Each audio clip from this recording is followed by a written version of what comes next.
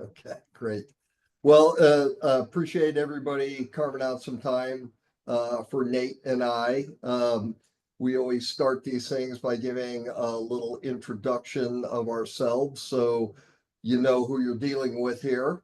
Um, I am I'm a three-time startup founder.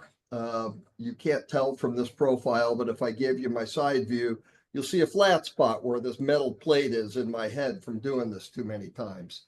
Um, I spent the first half of my career in factory automation. I was making millions of things every day that cost a penny a piece. And I was doing that in Silicon Valley and doing it for a bunch of big technology companies. And what happens if you hang around those guys long enough, you get the itch to start your own business. And so I happened upon a technology one day invented by my partner and co-founder, Nate Story, for taking plants and growing them vertically indoors. And I saw that as a very interesting opportunity to sort of change the supply chain problem for fresh produce. And I convinced Nate to become my co-founder, and we launched a company called Plenty, which has done amazing things in the leafy greens and berries categories of fresh produce. I left that company back in 2017. I started it back in 2012.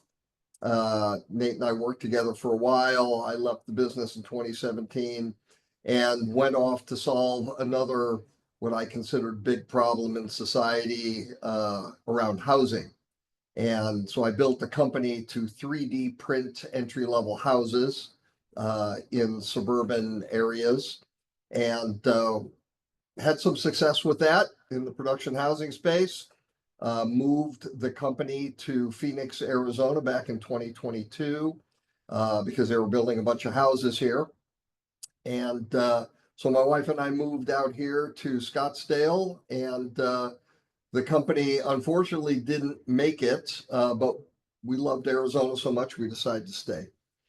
And last fall, I got the itch to do this startup thing again.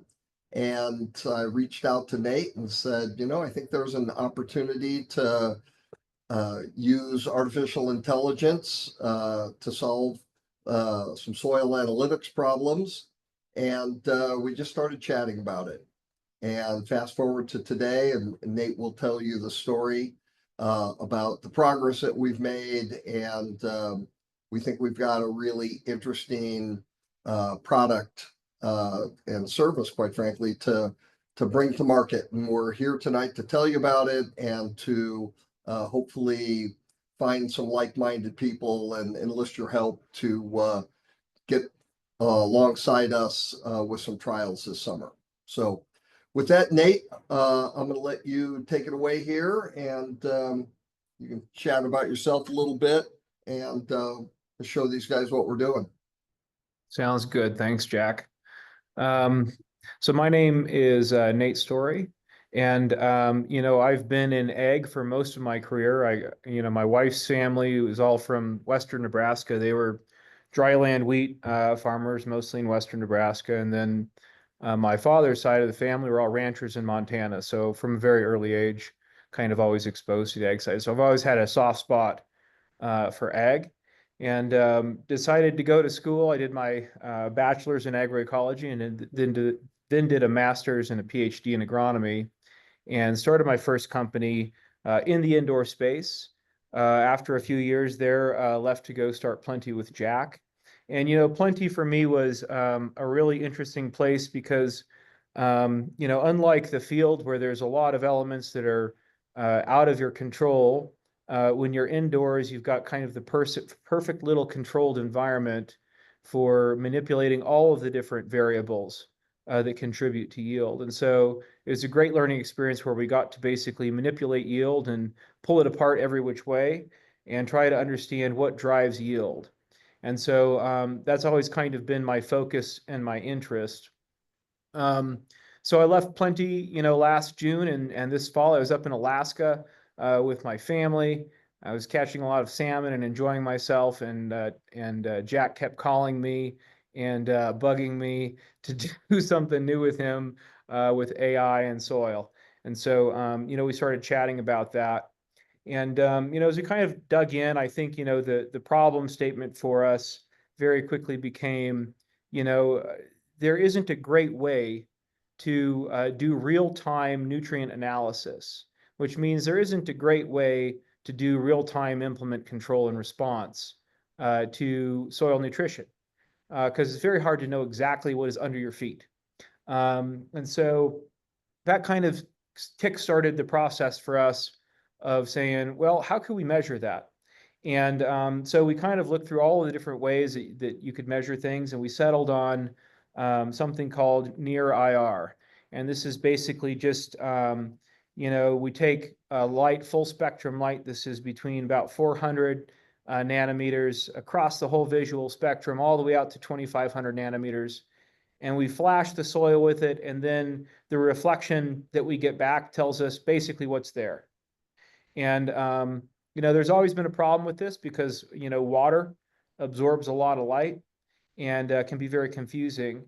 But when we started using AI, so we trained a model, a deep learning model, and we trained a model on a bunch of data that we validated with labs, and we figured out that while statistics is really bad at pulling information out of that NIR data, AI is great at it. Is really, really, really great at it. And so we thought, well, we've got something here. So that kind of is what kickstarted the business for us. And we spent January and February just training the model and getting everything going. And we're in the process now of putting together kind of the initial field prototypes here over the next few weeks, which is why we're starting to talk with everyone here.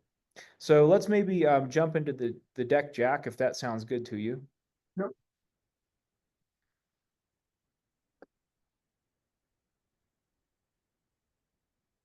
All right. So our company name is Soil Action, and we're focusing on fertilizer management with AI. So let's maybe jump to the next slide, Jack. I think the problem statement here is, it's tough to know what's in the soil. Soil is often a black box, and the ways that we can measure soil nutrition today aren't super granular. And so our objective is, to put together a sensor that saves time and money. And so basically, this AI-enabled sensor lets us see soil nutrition on the fly. So 4 years between sampling can become 5 seconds. As you're just driving around doing whatever you got to do, you can be sampling the soil and getting soil nutrition data. From $50 a sample, with kind of the traditional lab sampling, this is 5 cents a sample, roughly. And it turns, implements into reactive tools as opposed to, pre-programmed tools or, even precision implements that are pre-programmed. Now it becomes reactive. It can see what is in the soil and it can react to that. Let's jump to the next slide. So this is mostly for investors. We just talk about our history together, but Jack and I have done this before. We enjoy working together, and this is something that we're excited about tackling. Let's jump to the next one, Jack. So this is the how it works slide, and the first part of this might be a little bit boring, but it's actually pretty important because while AI can pull some great data out of a very messy signal, it only works if the AI is smart. And we can only build a smart AI if we can train it on a lot of different what we call field states, or these are different combinations of soil nutrition variables, water content, organic content, pH, temperature. All of these different variables change the signal that we get back. And so the thing we have to do to make our AI effective is actually train it across a lot of different soils. The problem there is historically, to train, you got to go out into the field with a shovel and a bucket and your digital sampling device, whatever that is, and you've got to sample the soil, and then you put a bunch of that soil in a bag and send it off to your lab. And then you wait until you get the results back to validate the digital sample. Well, that's a very slow process and also a very expensive process. So, most farmers will experience within kind of the set of growing conditions around 2 trillion possible soil states that we think actually matter to the outcome. The most common field states are going to be within about 200,000 different situations. So this is a very broad and complicated, variable set. So what we had to do is we had to figure out how to take a validated soil sample, validated by the lab, and bring it in and then manipulate it in a way that allows us to generate lots and lots and lots of training data, lots of samples from that single sample. And so that's what we've been working on, and we figured out a way to really accelerate that. So the next thing that we do after we've generated all those samples is we take basically 2 NIRS, their images, essentially, reflectance data. One is with a very high resolution device. So this is very expensive. It costs about $100,000. No one would ever dream of putting it on a tractor. It's too pricey, and this is a lot of lab type equipment. And then we took a very inexpensive device. The problem with the inexpensive device is it generates a very low resolution image, if you will, of the soil. And so then the next question was, well, it doesn't make any sense for us to pursue this solution if we have to take this high resolution device and put it on a tractor. That's just not cost effective. This thing's going to get broken. It's not worth doing. So what we started to do is we took the high resolution device and the low resolution device, and we took 2 images of the same sample, and then we told the AI, these are the same. This is the same as that. And so what it learned how to do was interpret that low resolution image in high resolution.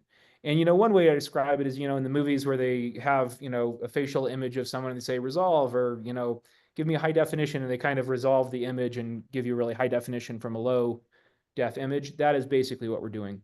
So we're training that AI. We're getting that AI well-versed in how to interpret this very low resolution signal. And then we put the AI in the field. And we use that low resolution device, which is much less expensive, much more affordable, way easier to put out there and bang around in the field. And now we can take image data of our soil and interpret it and derive nutrient information from that. So with the training we've done so far, in the previous model, we were about 90% accurate for nitrate and almost 100% accurate for ammonium. We were about 90% accurate on potassium as well. And recently, kind of with the new training data set, because every time you add a bunch of new diverse data to the model, it gets a little bit worse before it gets better than before, right? It's like training a child or training someone who is not good at a task how to be good at a task. The initial information confuses them, and you've got to work them through it.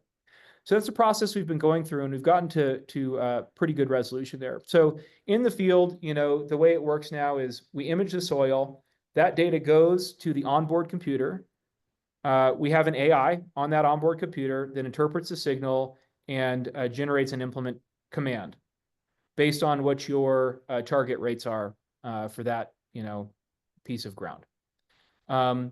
Then the onboard computer can communicate with the model in the cloud, and the data improves the master model, if you will, and that improved model gets imported down. So the more this AI gets practiced, the more it is used, the better it gets.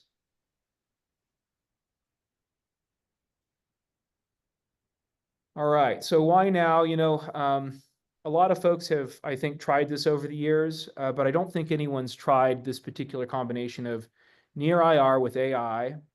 And I think that the ability to train AI, this thing that we figured out on the training side, make this pretty unique.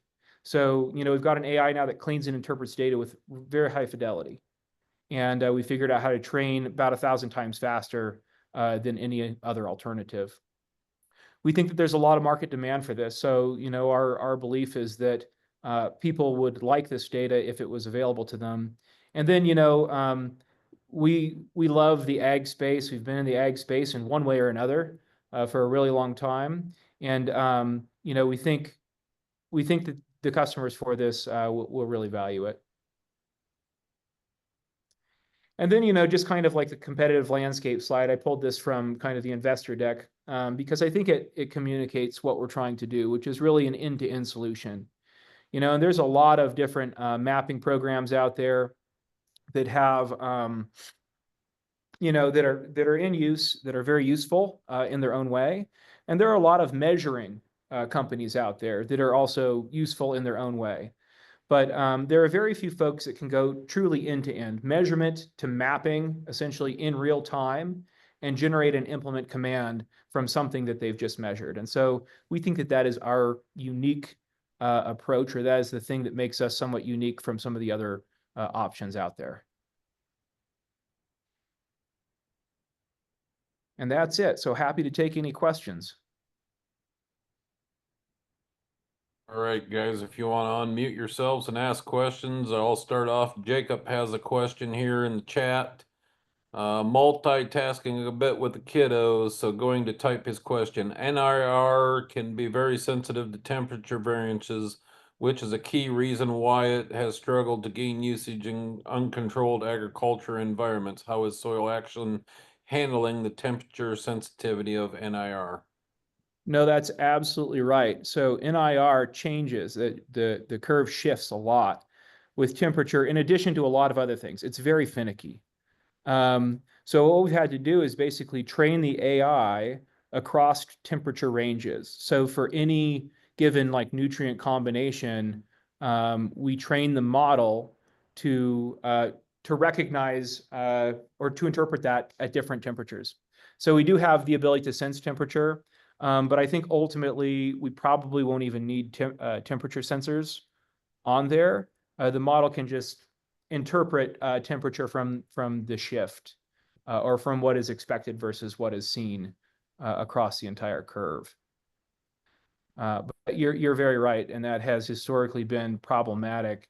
I mean, certainly, you know, if you're just using, you know, raw math to calibrate an NIR device, temperature can be a real pain because you have to take your temperature and then you have to do a manual or a, you know, even if it's automated with software, you've got to do an adjustment for that temperature.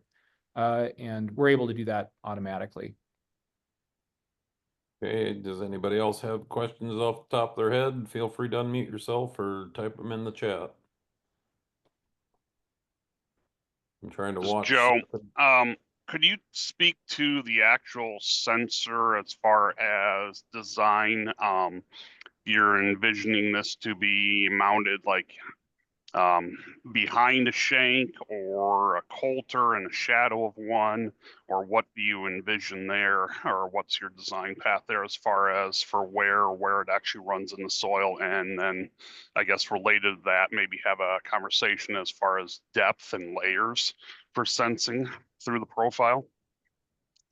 Yeah, that's a great question. And it's something that we're still debating internally. And we actually really enjoyed the conversations the other night because everyone had thought on how we could do it.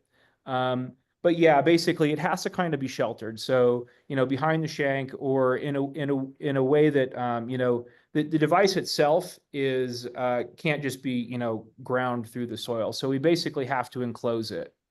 So yeah, the current thinking is, you know, basically enclosing it in a way so that it's in the shadow as being kind of pulled through the soil. And we've thought, you know, there basically needs to be something that breaks the soil in front of it and protects it, and then something that prepares basically the soil, the bed right in front of the sensor. So we can image, you know, about an inch off of the soil surface and get a good and still get a interpretable result. But we've got to protect that in some way. So some of actually the work that we're doing in the next couple of weeks is really going to be focused on how are we going to engage with the soil with this. You know, the alternative is, you know, just to have it actually right on the soil surface if there's been, you know, recent tillage.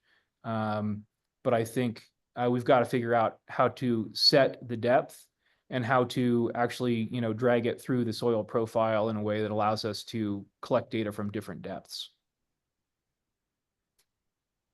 You know, So- I'm gonna pile on there just for a second, Nate, is, you know, one of the things that we encountered last week at the event out in Clear Lake is there was a lot of interest from farmers in sharing their ideas around this. And I want to say that we're really open to that. Like, if anybody on this call has some sort of concept of what they think a good design looks like, we'd be very interested in your input. Yeah. You know, we may have some ag background and we've got a good idea, but you guys are in the fields every day. So, you know, we'd appreciate your, you know, your participation here. If you want to, you know, sort of roll around in the design mud with us, we'd welcome that. Yeah, I mean, this is the area where we're definitely the weakest as a business. You know, like we've got the AI side down pretty well. We can do a lot of programming work. We've got the kind of the technology elements, and the application is pretty clear. But, you know, how we engage, you know, with the soil itself is going to be a major challenge. And it's kind of, you know, something that we're planning to allocate a lot of design resources to. But, you know, you guys are the experts, and I think you guys are probably going to know a lot better than we do. So if we can go faster, because you've got a fantastic idea, you know, we are all ears. Jacob has another question in the chat if you want to catch that quick. Have you completed any benchmarking to qualify the concept versus existing solutions on the market from Veris or Precision Planning Smart Farmer? Yeah, we haven't, so we haven't done any like side by sides. So this is still very early stage for our business. Side by sides are things that we want to do. Now, you know, these folks don't necessarily do exactly what we're trying to do, but some side by sides are, you know, trials are something that we definitely want to do this year, either late this summer or in the fall. Mark, I see you're unmuted. Yeah, just thinking about this thing running through the soil. It's going to be dusty. It's going to be dark. It's going to be muddy. It's going to be, soil's going to be rushing by this sensor. Are you thinking you need to have a camera type sensor, or is it just going to be a touch on a surface to do the testing of your elements you're trying to capture? Yeah, that's a good question. You know, it is essentially a camera, if you want to think of it that way.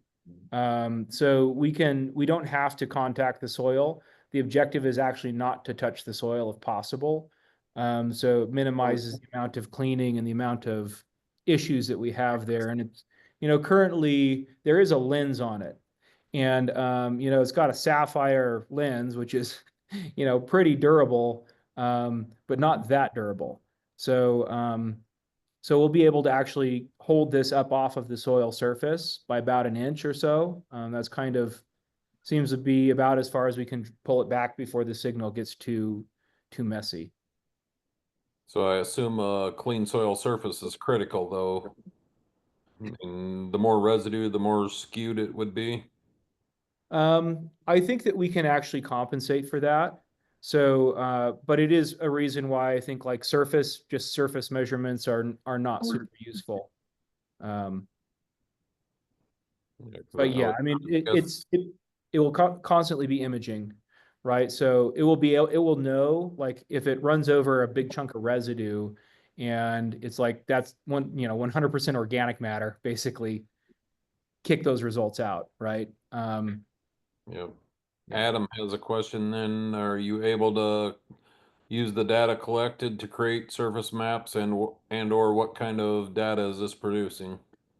Yeah, so the data will produce basically a nutrient analysis about every 5 seconds as you're traveling with the GPS coordinate for that analysis, right? That is kind of like some of the output data. The other output data will be, you know, if ideally down the road an implement command, right? So if If you're applying fertilizer, then the data from the device will allow you to adjust the rate at your implement in response to real-time data from the soil itself. So yes, you can definitely create surface maps from this for all the different plant nutrients, as well as, things like organic matter. We see organic matter very clearly, clear as day. So there are a lot of kind of other things that folks are probably interested in that you can map with this for sure. What about soil texture? It should give us pretty good soil texture as well. We need to do a bit more training. So the signal is fairly complex. It tells us a lot about what is present, but we've got to train it on a number of different soil types to get the intelligence of the model up to the point where it can recognize, vastly new soil types. Okay, any other questions? Feel free to jump off mute. Brian, I see you Yeah. jumped. Yeah, I got one. So on some of my fields, we plant into real heavy cover crop. Some stuff's 2, 3, 4 foot tall, or if it's not standing, it's already laid down flat or mowed off. So high residue cover crop, stuff like that. I'm guessing this has to be able to see soil, or can it shoot through that stuff? Yeah, it needs to see soil, right? So the idea right now is that we are engaging with the soil in some way. The device and the housing around it is engaging with the soil in some way. Yeah. Would there be a way that you could mount something like this after the planter? Yep. Where you've already cleaned the furrow out of the way, where there is soil showing, Yeah. in that type of situation. Yeah, that's a good idea. And, we've thought about that a little bit. I think we need to try it. It makes it a little bit more like situation appropriate, and our objective was to turn this into something that could be used anytime. But I think that's a good idea, and we definitely need to test that because that would be the easiest by far. After listening to your description there, if you got to be an inch off the soil, what you might want to look at is the open seed furrow before it closes. Mm. That's where I was gonna go to. Yeah, your biggest interference would be every 6 inches on corn, a plant, a seed dropping, or beans, you'd have a bean dropping, but you'd have clean bare soil if everything's working right. And you'd be viewing, 2 inches deep and not the surface level either. So begin a little bit deeper look at things. Could you speak to the overall size of the sensor head that you envision, as far as what that would maybe help us understand what area it might fit in the shadow of something like an opener? Yeah, the entire device is about 8 inches tall, and it tapers to basically on one end it's round with a series of their little light bulbs in there, and then the photo eye, and that's about 1 3/4 inches across, circular, and is all of about 2.5 inches wide. The device. Yeah, So- see Sam is unmuted there. You got a question, Sam? Yeah, I was, I was thinking if some of us that do some fall tillage yet, this could set us up for any nutrients applied yet in the fall or yet in the spring. If you're only capturing the soil at a certain depth, if it was some sort of fall tillage, you might be able to capture it at 2 different depths. The discs or something in front, or some sort of another device, and then through the deeper tillage in the back to get a better read on the true soil profile and not just a specific depth. That's a good point. Yeah, and then we've got Keith has a question there right behind the row unit before the closers. That's kind of what I was inferring. And then Matt has a comment, run a separate row unit with the sensor in it, no planning in it. Which is another good idea. Like I said, Yeah, that would be your seasonality aspect. You'd be able to run that. I mean, basically you just need a simple opener and open it up enough to shoot that picture to decide how deep you want to go. That's really helpful. Any other questions or comments here? I mean, what one we talked about the other day is what soil analysis would you calibrate to? I mean, I've heard a few guys recommend the Haney test and stuff like that if you're going to be on the cutting edge. Yeah, I think it's compatible with like folks that are using, the Haney test. I think, it just kind of comes down to what you're doing with your agronomist and, what your preferences are. We'll be able to see, soil organic matter. We can see all of the nutrients and their various constituents or different forms. So there's a lot of good data there. How you apply it is going to be up to you and up to your agronomist, I guess. I think that ties into Adam's sensor, how many sensors, one every shank, every 10, 20 feet, etc. And I guess to Adam, it'd be a good one to ask if you can unmute yourself with your experience with precision planting. What is the spacing they're recommending on the seed farmers? Yeah, I see a lot of guys putting their smart firmers on, and most guys are putting 2 on per 40 feet, so about 1 sensor every 20 feet. And the AI or their mapping software is filling that in. So if it's a circular type of pattern of organic matter change or whatever, CEC change or whatever it is, the AI kind of fills that in. So that's kind of common for what I'm seeing. So a 60-foot planter would have 3 sensors on it. And then what are they all sensing with the smart firmer? Temperature, cleanliness of the soil, CEC, organic matter. I think that's No fertility. no. Okay. No. Well, one they're last working on question. potassium. They're working on potassium. I mean, there is a prototype for potassium, and they have some success with that one. And I mean, it does have the ability to change the planter on the fly for as far as starter fertilizer or insecticide or nitrogen. So it senses and it'll change immediately for somebody who wants to variable rate by generally it's CEC or organic matter that they're using. And then in your experience in all the acres, what is the biggest drawback to the smart farmers? Wear, breaking, what's Yep. what's going wrong? Broken glass. I mean, I've got a pile of them here that are broken from everybody coming in. And I mean, what interests me the most about this product is he's saying he doesn't have to engage the soil. And I think that's the key to this thing working, because smart firmers, they keep making it stronger and stronger. I mean, we're even running them in steel conduit now, and we're still breaking them. So the lens breaks. I mean, I have about 100 of them that are broken. Guys keep putting them on because they see the value there. So that kind of tells you something about it. But definitely broken lenses. That's the problem with it.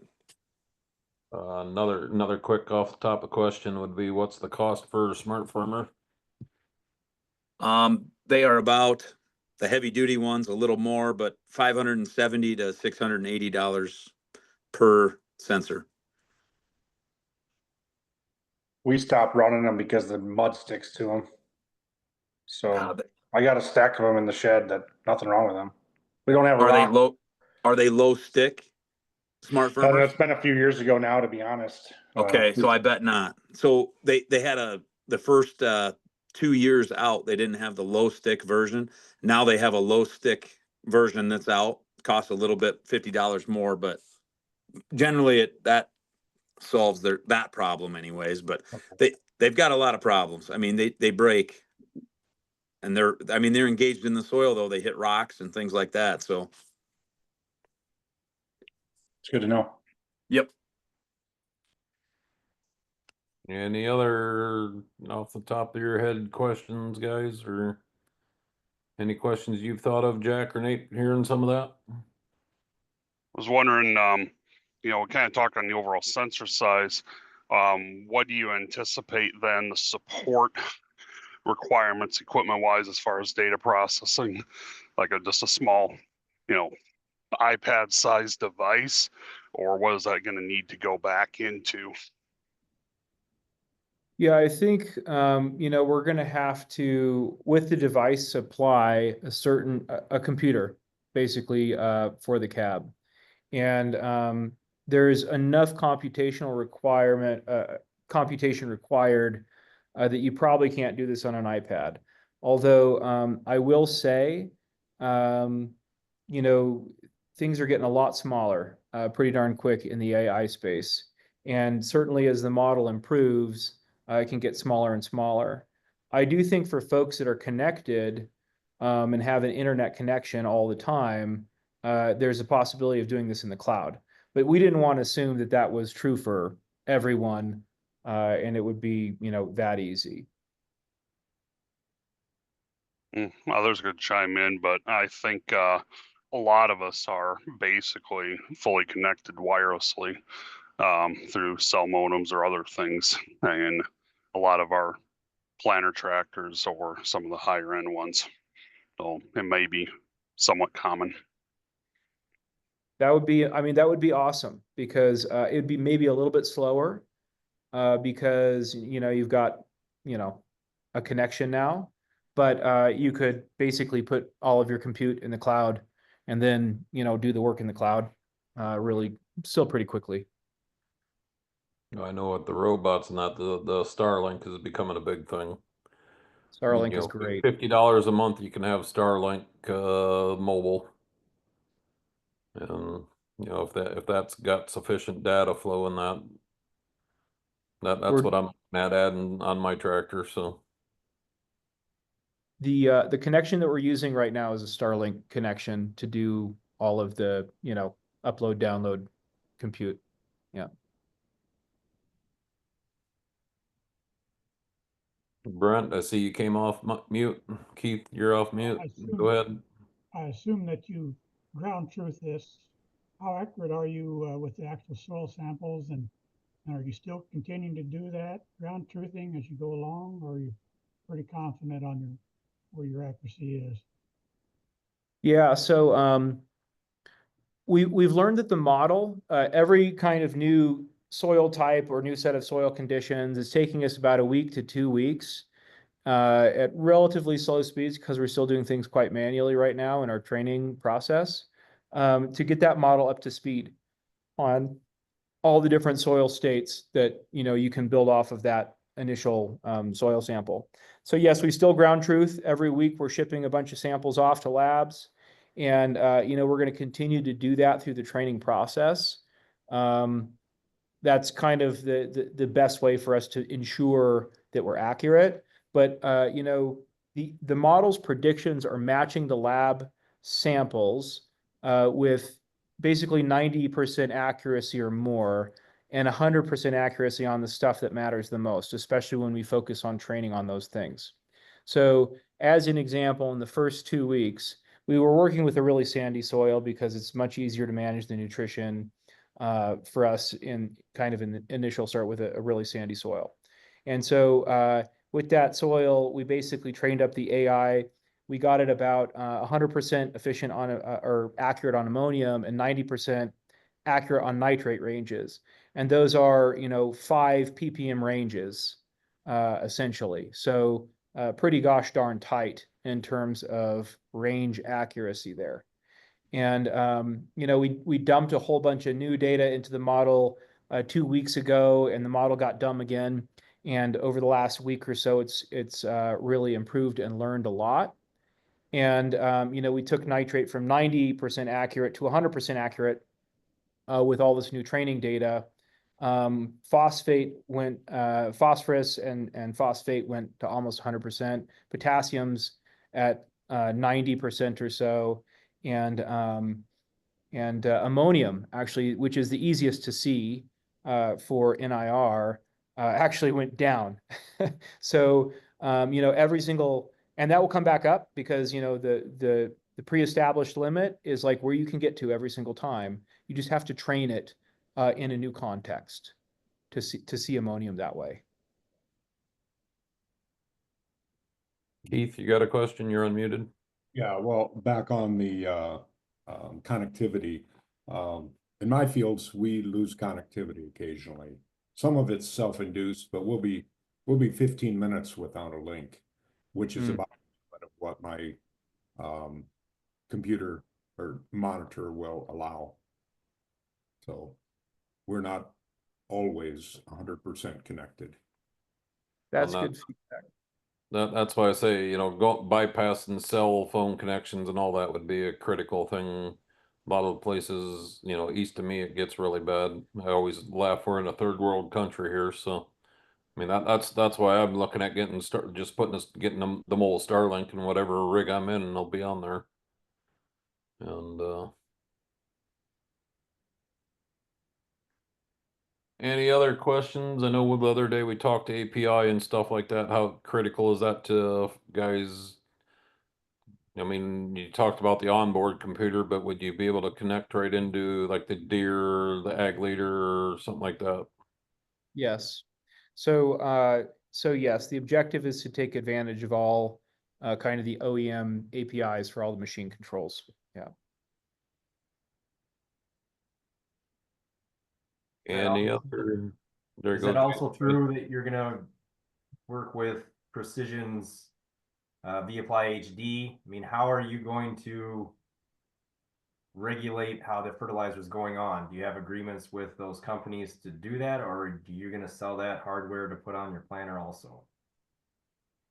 Yeah, I mean, I think yeah, so you know, this probably betrays our lack of knowledge of, you know, a lot of the various implement controls. But, you know, if they offer an API for their hardware and it's a public API, you know, available to, you know, anyone doing development, then that's an API that we can, you know, use essentially. Now, certainly if folks have like equipment that is super custom, they don't have a public API, we probably won't be compatible, right? Because we can't do, you know, implement controls for, you know, on their software, you know. Just if you guys get a chance, either type in or shout out what kind of operating platform you guys have currently, just to give them a sense of what the priority would be to develop for. I know several of your Deere, Ag Leader, or FieldView, Precision Planting. Yeah, I'm on Deere and also Precision Planting. It are my two that I'm on. Ag Leader here. Yeah, be Deere here would be what we would be using, but this reminds me back, oh God, 10 years ago, the Green Seeker kind of had a similar system where they would sense off of the green leaf matter on corn plants and then adjust the rate on the machine. And I know that that was the thing, that they were controlling the machine with the response through the cameras of the Green Seeker system.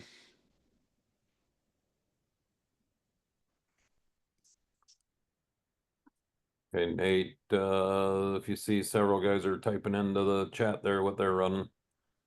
That's really helpful. Thank you. I would probably just add to that is, I don't know, we have fertilities applied by, you know, the co-op in many cases of variable rate. So it would need to be able to be plugged in and shared with them if they're going to come back with P&K of some sorts potentially. Which that's just a mapping, you know, download shareable map that they can upload in their system. Yeah, and currently, what would you do currently? Just send them I think I seen you're on Deere. Would you just send them access to your op center or something like that? Yeah, if it's Precision, I can give them access to that mapping. If it's Deere, yeah, upload the map or whatever. Yeah, because I mean that's one thing. Well, Hayden Olson and Andrew Hanna and Adam, we learned quite a bit this year, getting that early sharing to the like JD Op Center, and that is critical. Okay, Hey, Michael Agrarian or TELUS is a big system in ag retail uses. Hey, Nate, why don't you talk about sort of step two, which is the agronomic side of things? I mean, we focus on nitrogen out of the gate, but the potential and where we're headed is certainly much bigger. Yeah, so we can see with pretty good clarity, especially as we train more. NPK, we can see all of the secondary macros. We can see not all of the micronutrients, but most of the micronutrients. Organic organic matter, and kind of most of the things that folks are interested in. And we think that there's a lot of value there in terms of using that data, especially if it can be tied to yield, right? To start to do basically the work that I was doing in like the indoor ag space, which is kind of this algorithmic approach to yield, where you just go through and you look at all of the yield components and you figure out which ones matter the most. Or if there are outliers, you can start, you've now got the data to start to understand why you've got outliers, either, low or high on yield. And we think there's a lot of opportunity there to basically optimize in potentially a pretty automated way, optimize, soil conditions, starting with soil nutrient conditions for yield. If we can understand, what productivity is on that spot that we just sampled, and if we can understand all of the management that went into production on that spot. And so, that's kind of like the end point I would hope for, what we're trying to do, which is give folks the information and the tools to make, decisions for management decisions that will drive yield. So, that's kind of the big picture idea in terms of, managing yield up with this device.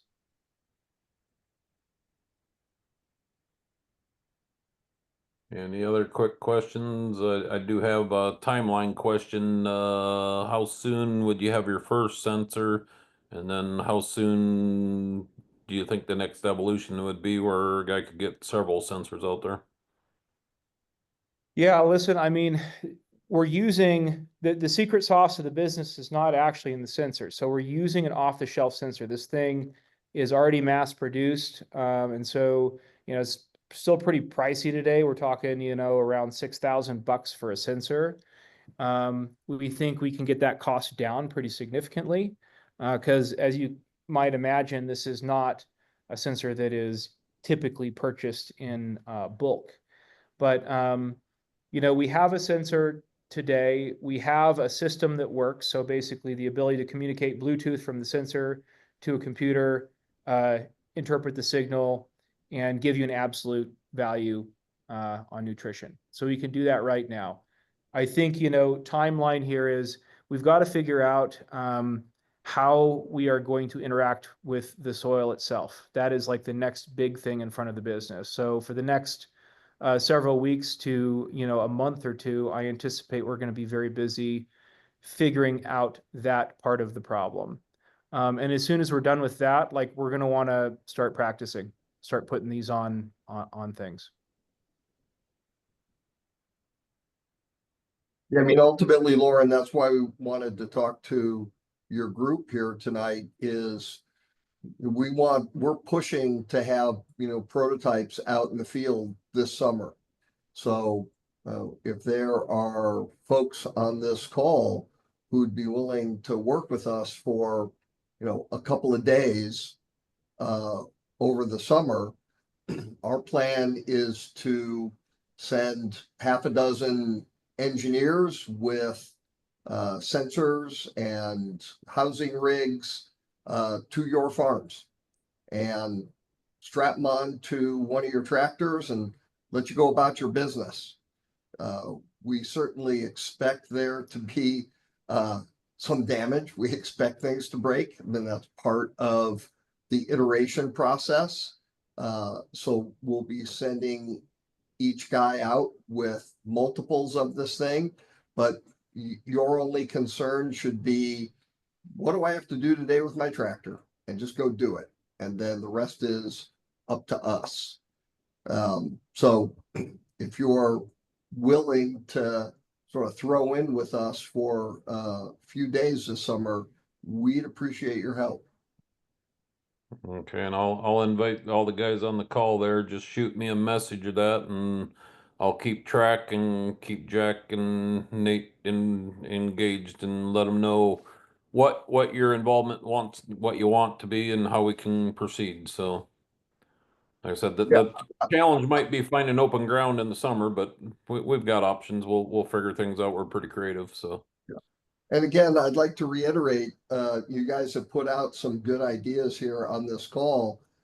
If anybody would like to jump on a call with us and sort of talk through the mechanical nature of this thing, you know, we would love your input, really. Okay, I see Jason, you're unmuted. You got a question, or Adam's unmuted? Yeah, I have a limited understanding of AI, but my basic understanding is it's a child, so you have to teach it, and you can teach it good things, you can teach it bad things, you can teach it the right way, you can teach it the wrong way. I mean, that's the way a lot of these they're stealing images from the internet, so they've now implanted something in those images so that the AI learns that cow that it's looking at is actually a Renoir. So when it says to redo the Renoir, you see a cow. So does the AI have to learn? There's 20 people on this call. Does the AI have to learn 20 times? Or are you going to build a database that AI can go learn 3 times and then do the other 17 from what it has learned? And did it learn it the right way? Because everybody's fields are going to be a little different. Yep. Nate, that- you want to talk about synthetic data a little bit? Yeah. So, yes. So that's a fantastic question. And, you know, AI is, you know, all over the place right now because of all of the large language models. And they're really fun. If you're not playing around with them, you should definitely go play around with them. They can be really, really useful. But to your point, you know, number one, you know, if they've learned the wrong thing, they can tell you the wrong thing. And they are not reliable. Large language models they're not a reliable resource. And they can also hallucinate and just tell you something absolutely bonkers. Is, you know, nowhere near reality.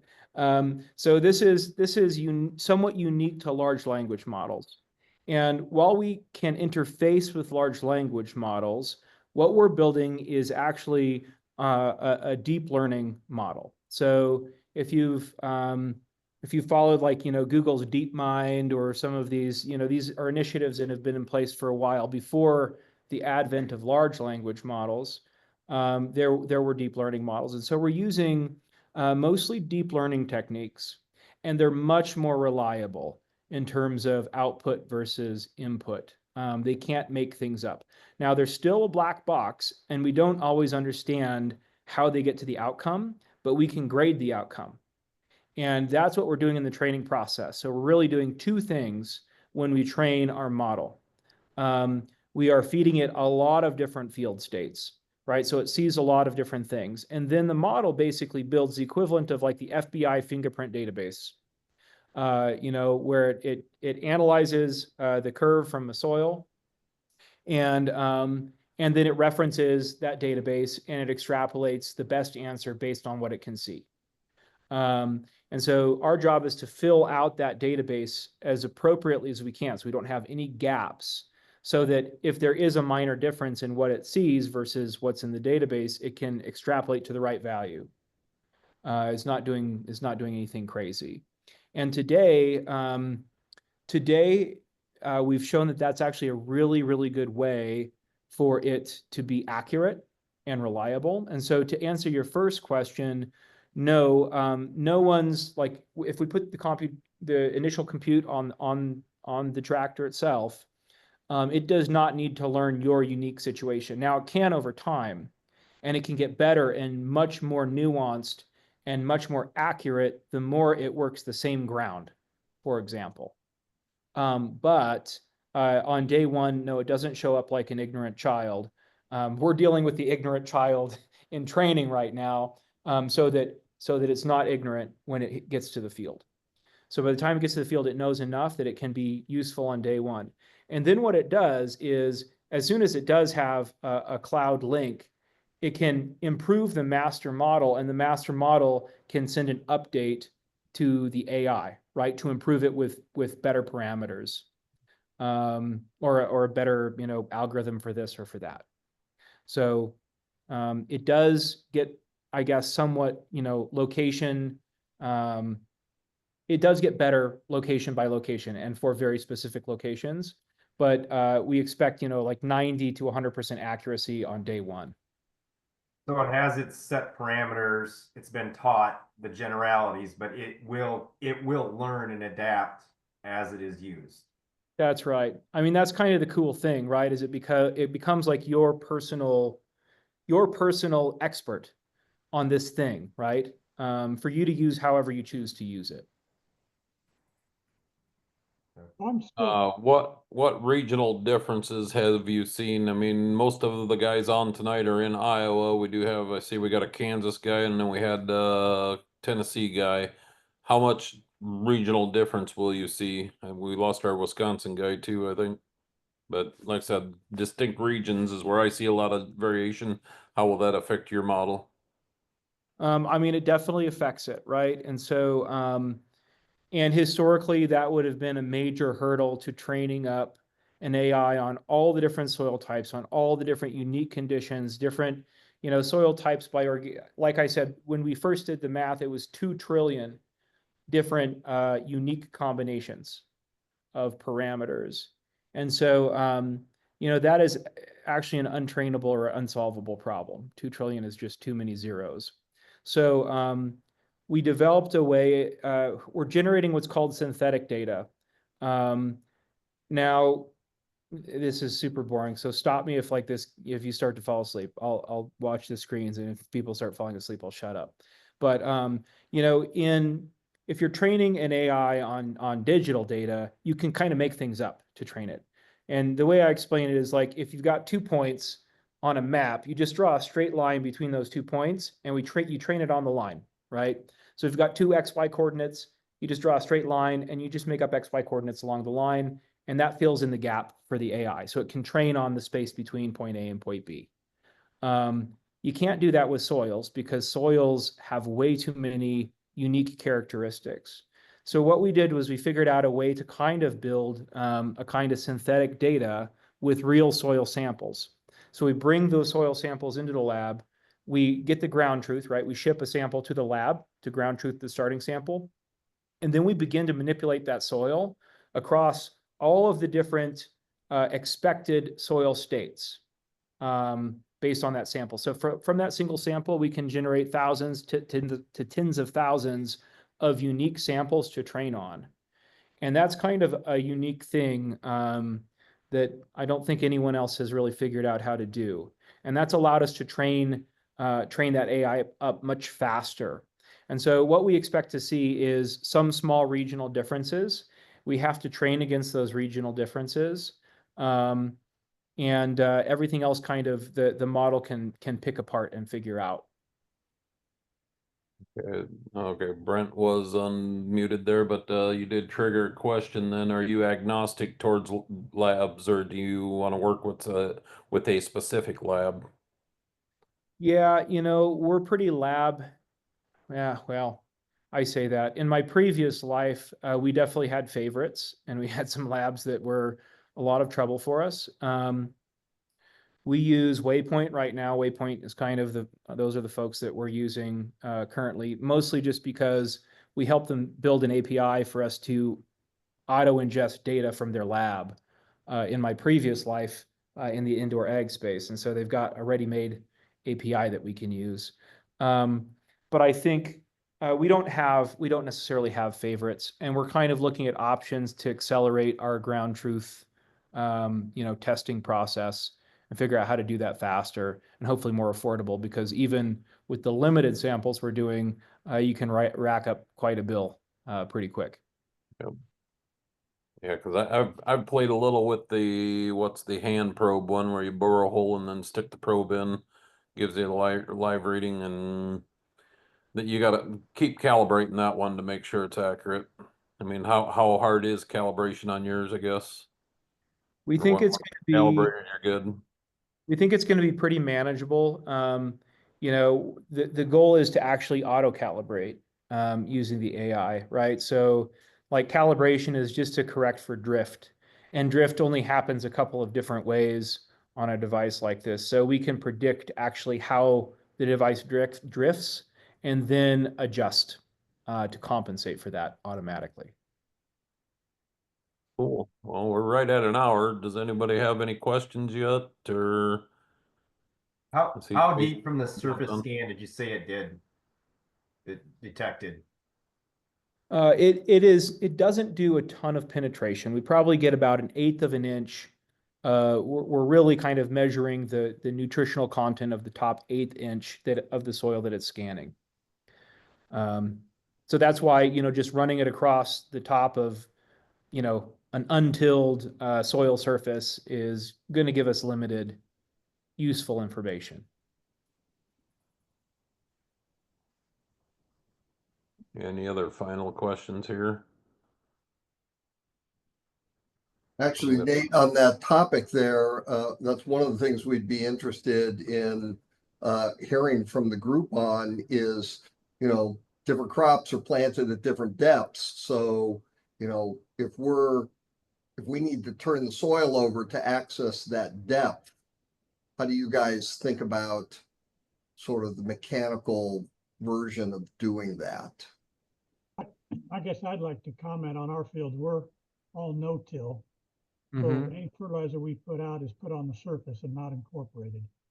So I'd be a little concerned if you're only sampling the top 1/8 of an inch, that's where we've been putting the fertilizer.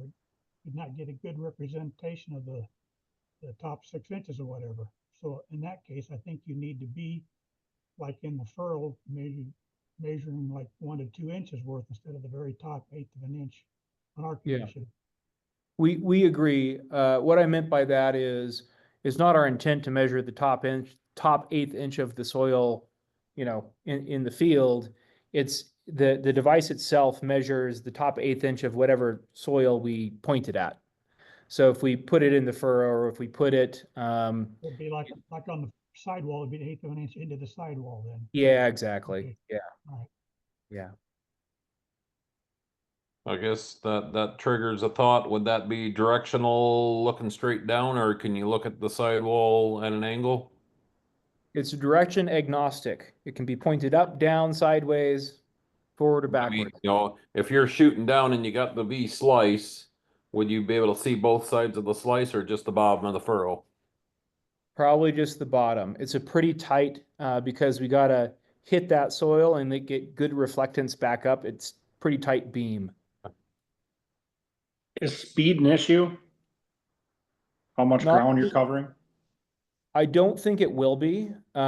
So the device is actually the device actually takes like anywhere from like 50 to 1,000 images in very fast succession and then averages them. And so what that means is like as you're traveling, you know, you're going to get in that second, whatever the distance covered in that second is, or half a second, that's the average of that, you know, nutrition is what you're going to get the data back on, which we think is actually not a bad thing. Joe, I see you come unmuted. Yeah, it kind of seems to me like, you know, we've talked about the plan row units. Those are going to be in that 1, 2, 2.5, 3-inch neighborhood for depth. If you're on the back of like my strip till rig, you know, measuring the bottom of that shank point, you might be down in that 6 neighborhood. Ripper shank will get you down 8, 9. So you've got options depending on the tillage implement to get down deeper into that profile. That would definitely be a use case scenario where maybe you would have one deep, one mid, and one near the surface, or one deep and one shallow potentially to build out that data set. Yeah, it's a great idea. And to me, it seems like, you know, first iteration would be having the working sensor mountable in a few different platforms, running that through the field, knowing that we aren't going to be making maybe real-time decisions, but building that really, really accurate, good to that current year versus the 4-year span on the soil sample, and getting that to the agronomist to really hone in on those recs. And then stage 2 is when you start communicating with the implements and the various platforms. Yeah, and I think that goes back to Matt's initial suggestion, is that it would be a standalone rig there for the first while, and just every 60 feet make a pass or something like that. So We can definitely do that. yep. A So lot all easier. right. Any other final questions? I see Corey on there. Would you want to stay on here, and Nate and Jack stick around here a little bit? I might want to do a little introduction here. If Corey's who I think he is, I guess I'll put it that way. So but the rest of you, I appreciate you jumping on here. If you got questions, just reach out to me. I mean, for Nate and Jack's reference, we will need to line up and do an SOW, and then that's when we'll have the farmers sign on to SOW. You'll learn the protocol through Ag Launch here. We're going to run this all through Ag Launch and that, so we'll get that all. You'll learn all that here shortly as we converse here. And like I said, anybody that's on the call, if you want to be involved in a trial like this in the next year, let me know. We'll keep you in contact and let you know how this is progressing. So with that, I thank you guys all, and Thank you. appreciate it. And Great meeting y'all. Great seeing you to- again. Thanks for coming up last week. Thanks, guys. We'll Thank see you ya. very much. I appreciate it. Thanks, guys. well, so far I see Corey staying on, so hopefully it's who I think it is. Do you have a camera by chance available, or can you unmute yourself, Corey? Hey, he's got the camera on now. I gotta get to where I can see my cameras again. There we go. Let's see. We got do a quick introduction here. Got a few guys hanging on yet, but thanks for jumping on here, Ryan. But oh, Corey, I messaged you about these guys this afternoon, and they were asking about you a little bit. Does this sound like a company you would be interested in working with and helping through the development? Just a minute, I'm going to shut recording off. Yeah, I mean, I don't see any reason